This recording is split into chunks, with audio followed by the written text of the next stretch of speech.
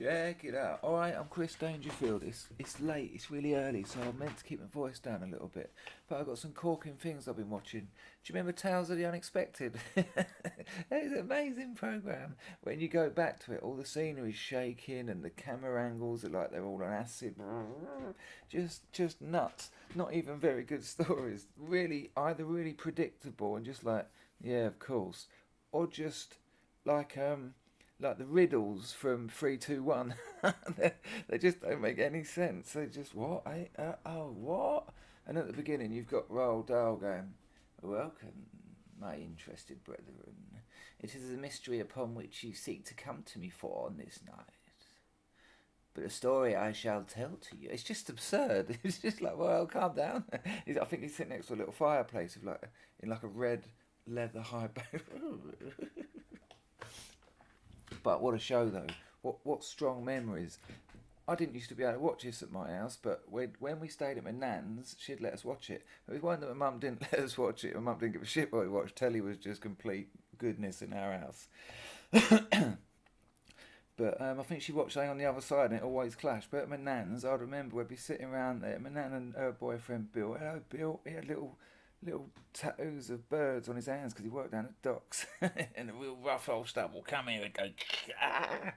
But my nan would always be pissed. They grew up in pubs. She used to let me and my brother play at barman. We'd like mix up all their drinks and like give them to them and all that, and just plenty ourselves. It was a good drunk childhood. But of course, we're sitting there at the telly, and then it comes on. It's that night. Do you remember the Anglia night with the thing up in the well, I don't know, like a flag, and he's got his suit of armour, and it's all glinting, and then we go, but still not sure, and I think it had some kind of music that went with it. That might have been from a different one, and then it went. Down, down, down. Do you remember? Amazing. And then women, and that sort of those cards going around, flames, women, oh man, I'm there. Me and my brother were like, this will be amazing. When it was amazing, interesting that Roald Dahl, I think, more well known for children's stories. So even his like After the Watershed, 9 o'clock Sunday night. It's not strange that it appealed to kids. Excuse me. Go on, excuse me. Anyway, I can remember quite a few of them. There was one where there was this gambling thing, and it was a con that if you had to strike a lighter 10 times, and it had to come up a flame every time. If it done it, you got the whole hotel, and if you didn't, he's going to chop your finger off or something weird. And halfway through, this woman walks in, and she goes, "What are you doing?" This is the end. She goes, "What are you doing?" And the bloke looks round, and he says, "I was just gambling for the hotel." And she went, "That hotel is mine." And because that was the other good thing, the way the music would come in at the end, just sort of a haunting melody while you try to work out what the hell did you sing. One of the ones I really remember though, and I think most people do, it's the classic. What one is it? Correct. Royal Jelly. Story. I think the actor is quite a famous English actor. He's been in something recently. You'll recognise him anyway. He's quite well known, and I don't think the actress done much after this. Basically, he's a beekeeper, and he starts eating the royal jelly, and it sort of starts tripping him out a bit, and so he starts feeding it to the kid, but you don't know that till near the end, where he starts going, "Hang on a minute, hang on, I know where all that royal jelly's going, no!" And then right at the end, he starts sort of zzz. When he's talking, he's like, his wife's like, "Something's wrong, I can feel it, something's wrong," and he goes, "There's nothing wrong." Me and a girlfriend once years ago, we got hooked on that. I mean, we were smoking crack, which didn't help, but we were doing it all the time. But because it's so artless in the show, it's not sort of, it's totally unconvincing. So we sort of took that to its logical conclusion. We were sort of going, "Do you want a cup of tea?" Zzz. I'm just going out. Zzz. But I'll play you a clip and you'll see him going zzz. But check out the ending, please. Imagine you're me, or maybe you were there as well, but imagine 11 years old at your nan's, a little bit pissed, 13th floor of the high rise. She said to me when I used to go around there, and I'd go, "Hello, Nan," and she went, "If the wind changes, your face will stay like that." And I'd run to the window, open it, stick my head out, and go, "Hello." Yeah, classic. So here we go. Here's the clip. Check it out. Here we go. I went on taking it even after you said you was expecting. Gallons of the stuff I must have drunk during these last 12 months. It's made a new man of me, hasn't it? Did you hear it? How much better it's going to work on a little baby than a fully developed man. Isn't it?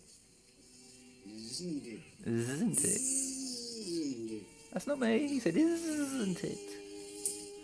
Now check it. See, the size of it. What does this show? It's been a great success, hasn't it, my sovereign queen? That's just pure zzz. Look. Look. Look.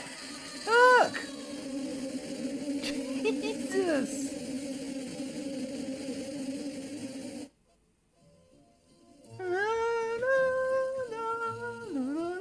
I mean, for fuck's sake. For fuck's sake. Going back a few years before that, this is a show from 1979. Now, I absolutely love this show, and I've never known anyone who's heard of it. I could go online and find some little horrible community of people who just talk about this show, I'm sure. Neville, Craig, you know the type, St. John. And I think the best. I preferred it when Dr. Whittaker. Stranger version to online forums. I used to run one. My lockpicking shop had a forum. Had about 40,000 members. It was dramas, man. Jesus Christ. We're only here to talk about lockpicks. Well, he said I was going to kill him. I sent the terrorists round. There's terrorists going to... What the what? Just pick some locks, you fuck. Anyway, this show is called A Man Called Sloane. No, weird. Sunday evenings, I think, about 7 o'clock. Awesome. He was your regular kind of Magnum PI, James Bond, sort of MacGyver, you know, obvious stereotypical sort of detective, lover, murderer, judge, jury, copper. Lover, did I say lover? Now, the reason I said lover, there's a woman in the show. Fuck me, man. I was like, what? 9, and my little 9-year-old boner was like, Jesus, like really early in the evening as well, like 7 o'clock. Occasionally she'd just bowl in a swimwear. Check it out. I'm going to just play you the introduction. This is A Man Called Sloane. It's funny actually. There was a woman up my road called Janine. Her name was Janine, and she looked like the woman in this. Now, I'd already had a mad crush on the woman from this before Janine turned up. You know what? I don't think she even looked that much like her, but she just dressed up and was really hot, and no one else was. The rest of the housewives with proper aprons and curlers, including my mother as well, dark. So when Janine turns up, like 24 years old in her stilettos, full lace kind of bodysuit, like I'm a virgin, too much makeup, caked on 80's, amazing hoop earrings, fucking bangles rattling everywhere. We'd seen nothing like it in that street. It's just like a row of 2 up, 2 downs with trees and people going, "You all right, John? You're going to take up the motor at the weekend?" "Yeah, nice one." "Nah, I got to go in. Old Sandra wants me." "Nah, she's pissed again." "See you later anyway." Ooh, funny. Lovely place, though. Loved growing up there. All the doors were open in the 70's. I just remember blissful summers running from house to house.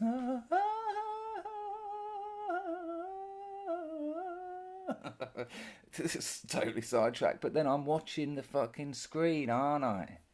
They were good days, but Janine, hot as hell, just like a bombshell. And so this reminded me of, you know what, Janine, she used to come around my house, she'd go, "Janet, can I come in for a cup of tea?" And my mum would be like, "Oh, hello, Janine, yeah, come in." And then I'd be there, and Janine used to have these massive long red nails, man. and I just lift my t-shirt up like 12 years old, no shame. My brother looking at me, gay, hating it. You can't. I'd lift my top up and just lay down near her, and she'd just drag her nails over my belly, and I'd be going, "Oh fuck, with an erection, no shit." Oh fucking hell! And all the older men, like all the men of all the other housewives who were real sort of kitchen sink housewives, they're just all the men would be looking at me going, "You little shit, you little shit," and I'd be going, man. Anyway, so look out for this, but it's not Janine in The Man Called Sloane. Anyway, let's watch the intro in a little bit. Straight away. 24 hours, that lab's going to be blown sky high.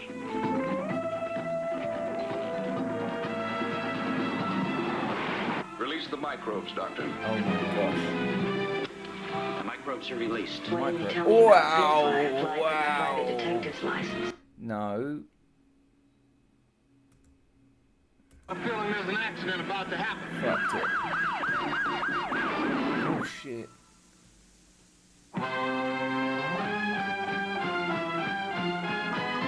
There you go. Oh, fucking look at Latino. So there you go, a weird one. You know what, watching that, I was thinking when they go, the microbe's been released, because he wasn't like a mutant, that would have been a part of the episode. It made me think of Bergerac. Shit, I should have got a Bergerac up, I can't be asked now. But you remember Bergerac, what's his name? John Nettles. And he was the same sort of copper womanizer, drove around in his nice car though, man. What was it, Jersey or Guernsey? But look back at some of those episodes, he's not your normal sort of, maybe he was a reporter in it. No, fuck, he was a copper. Oh, fuck it. He was like some nosy bastard that solved things and saved lives and was a little bit rugged and had a nice motor. But he would be fighting things like the satanic Nazis. Seriously, go back. It's like the Third Reich have been alive and well in Guernsey. It's serious, it's mad. And then the next week, global Satanism come to Guernsey. You got to go back. It's really odd. It's really grandiose. It's like, you know, there's bits where he's on the phone. Hello, is that NASA? Yeah. No, I've been speaking to the FBI. John Nettles on Guernsey. I reckon they had some weird idea at the beginning where they said, look, because it's limited by the size of it, no, let's not let it limit us. You know, that's what idiot TV writers are like. No, how about we do the opposite? How about we make Guernsey, Jersey, I can't remember, I'm sorry. How about we make it massive? If it can happen in New York, it can happen in Guernsey. Jersey, I think it's Jersey. Shut up. He wore jumpers, it's Jersey. Now I've got a hook, a memory hook. I remember it. Look at the sign I chose for memory hook. I remember that. I'm hooked on that. Anyway, move on. Next one. Back to my nan's. Nan used to give us a £5 when we left.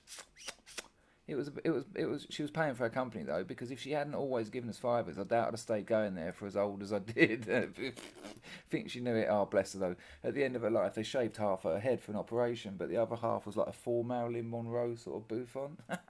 She used to wear like 4 70s caftans like Demis Roussos, and she'd sit there with a bottle of gin. Occasionally, she'd go. Amazing though, amazing. No shame, not at all. Just chuck some more peanuts in her mouth. We're off to Spain again for the weekend, Janet. Oh yeah, we're going to Menorca. So we're there. Now this is a weird one because there was an advert on for a thing and it looked so dark. It reminded me of those heroin screws you up adverts. It had that kind of darkness about it and I was so attracted to it, but I felt some kind of weird relation to it. I don't know, it's something weird. I think I know what it is and I'll explain it when we see it. Well, I'll tell you in a minute. But I felt a bit of shame that I was enjoying it and I sort of looked at it and sort of would look away. But I really wanted to see the show it was advertising. It was called Bloody Kids. And it was a one-off film. I think Mel Brooks was in it. I found that out later though. But I never got to saw it and I knew it was on a time when I'd never get to see it. There was no way I could wangle the telly in private at that time. Not a chance. Not at my nan's or at home. And so when it was on, it was really precious. You know, I'd just be sort of trying to drink it in and I think looking back at it, one of the things is there's these 2 boys in it with similar accents to mine, with the same weird sort of long blonde hair that a lot of kids, including me, had. And I think I hadn't identified with people on telly up to this point. Age, looks, accent. and they're in it, and I think it meant something to me because look, I got all emotional then. I think I think it meant something to me because I could identify with it. But yeah, Dark. I never got to see it. I've never watched the whole thing. It's like this weird thing for me. It still has a bit of power. Anyway, look, I'll play you this little bit and you'll see what I mean about the kids. But also check out the kids. Then they'll find out it's all a joke. How? Because I'll tell them, of course. How do you think? I will look like that kid when I was young. Have a look at it and see if you can believe me. Same haircut. Look at that. They're really Those big angry, old though. teeth in mouth. No, they won't. Oh, fucked it. They haven't got again. the time. We're too young, you see. We can do anything. Yeah. Oh my gosh. Ooh, that's powerful.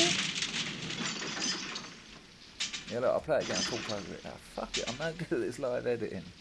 There you go. Bloody kids. Go on, I think that end deserves another watch just because I talked over it. Check out how powerful the ending is. Anything. Imagine me, 11 years old, just glued to it. Obsessed with it. Imagine.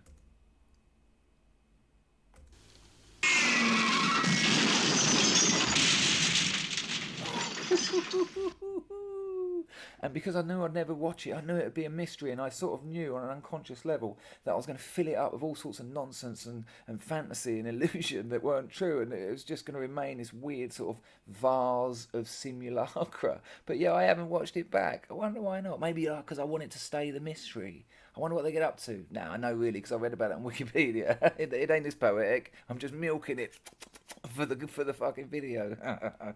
Next one. Miss World. Miss World around my house was a fucking event. It just was on. You got my brother, Gay. He's not going to miss the campish show in history. You got my mum. She's going to watch it. Of course she is. She's not going to... Nah, they didn't give a shit in those days, mothers. I love my mother. Oh, I love my mother. No, I do. Salt of the earth. She's salt of the earth. No, I absolutely do love my mother. I took her out the other night to Jay Sheiky's fish restaurant. I had a wonderful time. Chucked her in an Uber. She fucked off. I went straight back to bed. Sorry, it's getting so late. Miss World. We absolutely watched it and loved it. And my dad obviously loved it. The quality of females was extraordinary. It has to be said. Honestly, it's like, oh, fucking hell. Now, of course, but then... How? And also, it's one of those things, they don't make women like this anymore. They changed the moulds in the mid-90s, for better or for worse. Women have changed. Clothes have certainly changed. Makeup has changed.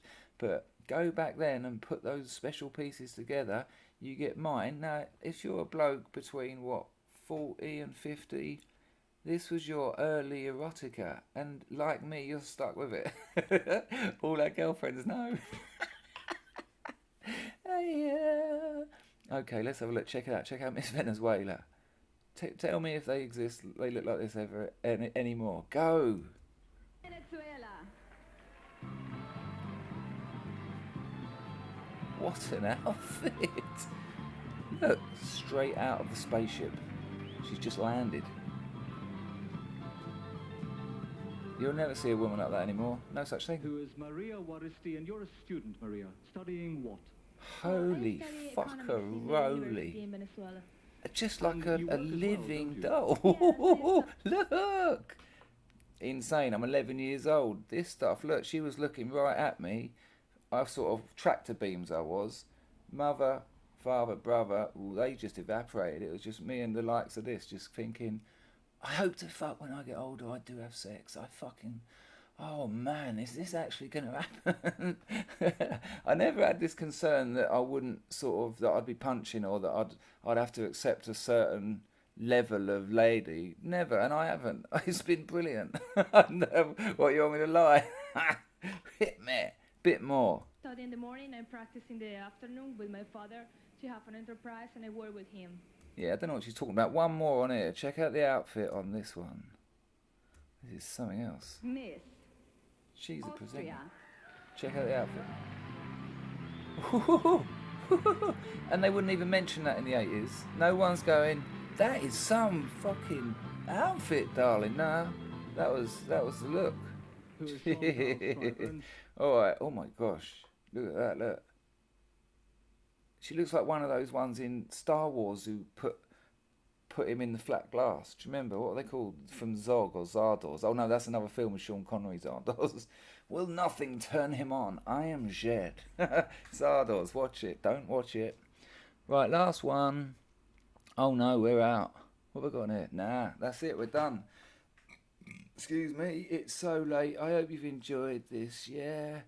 Thumbs up, sub, what else? Oh yeah, listen, if you're new to this channel, you'll notice I've been pumping out loads of videos lately. But if you go far down, or if you click videos, I don't know, no one knows their way around YouTube, it's shit really. But somewhere, I've got like 32 podcasts, like hour long, much the same as this dribble really. But you don't have to put up with this. Don't be so rude, Catherine. I told you, don't be so rude.